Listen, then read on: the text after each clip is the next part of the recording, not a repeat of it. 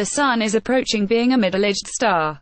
Literally, it's been shining for about 4.6 billion years, narrowly fusing hydrogen into helium in its core to generate the colossal amounts of energy that it sends into space, and has roughly 6 billion more to go before things head downhill. Around that time, it'll run out of available hydrogen in its core. The core will be mostly helium. Astronomers refer to it as ash, which is poetic. It's the remains of the fusion process and collects, unfused, in the center, small, dense, and fiercely hot. Its own gravity will cause it to contract and heat up further, and it'll get so hot that hydrogen around it will start to fuse in a thin shell. This generates extra energy, and when you add energy to a gas, it expands like a hot air balloon. So the Sun will swell up, doubling in size. But over time, the helium that results from the shell fusion of hydrogen piles up.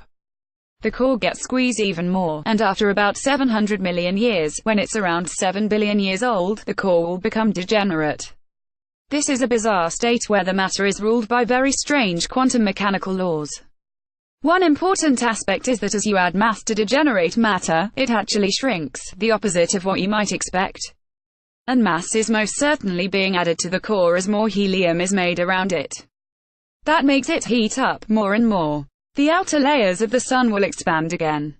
This time there's a lot more energy, so the Sun gets a lot bigger. It'll bloat up to 100 to 150 times its current size, inflating to a whopping 150 million kilometers in diameter or more. Paradoxically, the outer layers cool when they expand, shifting from emitting mostly white light to red. Ruddy and huge. We call a star like this a red giant. What will the Sun look like when this happens? It'll look like this. That is the star W Hydrae, a bloated red giant a little over 300 light-years away.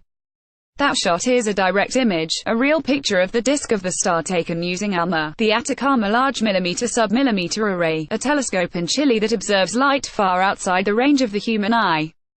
It looks at wavelengths of about a millimeter, hence the name of 1,000 times the wavelength of the reddest light you can see. These kinds of stars put out plenty of light at that wavelength, so ALMA is an excellent tool to observe them. Moreover, ALMA uses several dishes spread out over a huge area and combines their power. We're essentially acting as a single dish many kilometers across. This gives it incredibly acute vision, the ability to resolve phenomenally small objects. And even though W Hydrae is physically big, at a distance of over 3 quadrillion kilometers, its apparent size is teeny. You need something like ALMA to be able to see it as more than a dot. W Hydrae is a pretty interesting star. It has a mass about equal to the Sun's, but it's much older. It's already reached the point where it's run out of hydrogen fuel, and swollen up to incredible size. In the image above, the dashed ellipse represents the orbit of the Earth. W Hydrae is twice that size, 600 million kilometers across. It's a behemoth. On the other hand, it's hardly there at all. The outer layers of the star have expanded so much that their density has dropped enormously.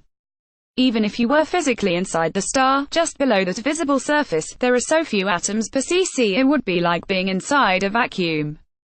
A very hot vacuum. Actually, that's one thing that's so very interesting about this image. Astronomers expected the outer part to be pretty smooth, but in fact you can see several bright spots there. These are hot spots, including that very bright one in the lower right. It's not clear what's causing this. It might be shock waves inside the star created by magnetism and other processes, though the brightness is pretty high even for that. It's possible the star was flaring, much like the Sun does. This happens when tangled magnetic field lines suddenly release their stored energy. I like to think of that as having a bag of mousetraps, then snapping one it jolts hard, which then releases the ones next to it, which jolt and release the next ones, and so on, and you suddenly have a lot of energy trying to escape all at once. Understanding this is why the image was taken. Shockwaves in the outer atmosphere help astronomers understand the physical conditions inside the star, including the chemical composition of the material and how it's moving. These are critical in understanding how stars behave as they do. That's good to know scientifically, of course, but given this star is a glimpse into the Sun's future, it goes from being merely scientific to quite personal. Especially since W Hydrae is bigger than Earth's orbit.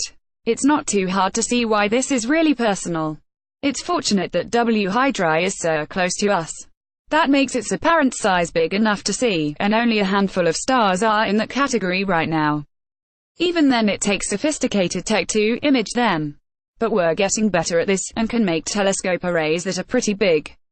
I imagine in the future we'll be able to do this in space, and have truly ginormous arrays, maybe millions of kilometers across. Think of what we'll be able to see then. We just have to hurry. In a few billion years our own star will make building something like that a lot trickier. You'll note that as a star like this ages, it loses a lot of mass via a solar wind, enough that it'll actually weaken its own gravity.